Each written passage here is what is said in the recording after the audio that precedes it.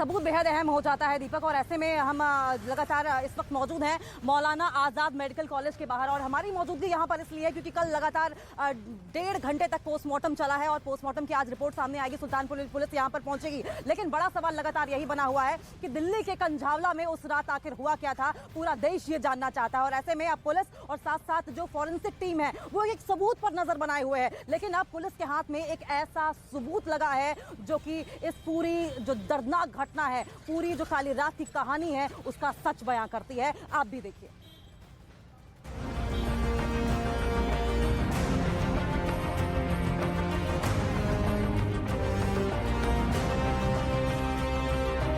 दिल्ली की सड़क पर दौड़ती कार की तेज रफ्तार, और फिर हर कोई सन्न रह गया। कंझावला केस में बड़ा पर्दाफाश, रिपोर्ट ने खोली खौफनाक रात की हकीकत। नए साल पर हुई इस खौफनाक घटना की तस्वीर जिसने भी देखी वो सिहर उठा, जहां तेज रफ्तार से कार दौड़ती नजर आई। उस गाड़ी के नीचे फंसी एक लड़की करीब 12 किलोमीटर तक घिसटती चली गई और फिर सड़क पर ही उसकी लाश बरामद हुई। पुलिस ने एक एक कर कार सवार 5 आरोपियों को गिरफ्तार कर लिया।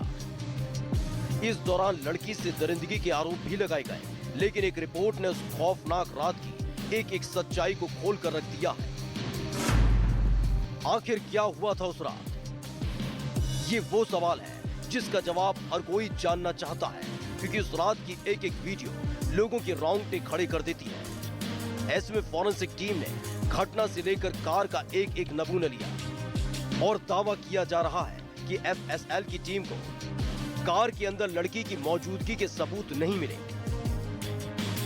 इसके साथ ही कार के अंदर खून का नमूना नहीं मिला। वहीं कार के अंदर लड़की के बाल नहीं मिले हैं। यही नहीं, एफएसएल की टीम ने लड़की के स्कूटर, आरोपियों की कार और घटना स्थल का बारीकी से मुआयना किया, जहां से काफी सबूत एफएसएल को मिले हैं, जिसमें दावा किया जा रहा है कि कार के नीचे खून के धब्बे मिले। कार के बाहरी हिस्से में स्किन के टुकड़े मिले हैं। हमारी जो डायरेक्टर मैडम थी ना, 2 टीमें कंस्टिट्यूट करी थी सेंसिटिव केस को देखते हुए, और दोनों टीमों ने थोरली दोनों व्हीकल को एग्जामिन कर लिया है। जो भी क्राइम एग्जिबिट हम मिले थे हमने पुलिस को हैंडओवर कर दिया। अभी यहाँ पे हमने एक स्पॉट भी चेक किया था जहाँ पे हमें कुछ स्टेन्स मिले। ये वो सबूत है जो उस रात की दरिंदगी की सच्चाई बयां करते हैं कि कैसे स्कूटर सवार वो लड़की कार के निचले हिस्से में फंस गई, और दिल्ली पुलिस की तरफ से दावा भी किया गया कि वो लड़की करीब 10 से 12 किलोमीटर तक घिसटती चली गई। हमें ये जानकारी मिली है कि उस लड़की की जो बॉडी थी वो उस गाड़ी में कहीं स्टक की है, और वो कई किलोमीटर तक, लगभग 10-12 किलोमीटर तक उन्होंने ड्रैग किया है, और फिर वो किसी टर्निंग के दौरान कहीं पर वो बॉडी गिरी है। उसके बाद पुलिस ने एफर्ट्स किया है। रात को जैसे ही हमारे पास इंफॉर्मेशन आई थी, विभिन्न टीम इमीडिएटली बना दी गई थी। लेकिन सवाल उठता है कि अगर कार के नीचे एक लड़की फंसी रही और करीब 12 किलोमीटर तक घिसटती चली गई, तो कार सवार आरोपियों को इसकी जानकारी क्यों नहीं हुई? क्या ये सब जानबूझकर किया गया, या वो ऐसी हालत में थे कि उनको होश तक नहीं था? इसका जवाब देती एक रिपोर्ट भी सामने आई। दिल्ली पुलिस की एफआईआर में साफ साफ लिखा है कि कार सवार 5 आरोपी नशे में धुत थे। न्यू ईयर की पार्टी मनाने के लिए 5 मुरथल गए थे। मुरथल से वापस लौटते वक्त शराब पी थी। आरोपियों की गाड़ी से लड़की के स्कूटर की टक्कर हुई थी। कार बैक करते वक्त लड़की गाड़ी में फंस गई और करीब 12 किलोमीटर तक कार के साथ घिसटती चली गई, लेकिन यू टर्न लेते वक्त कार से लड़की निकल गई।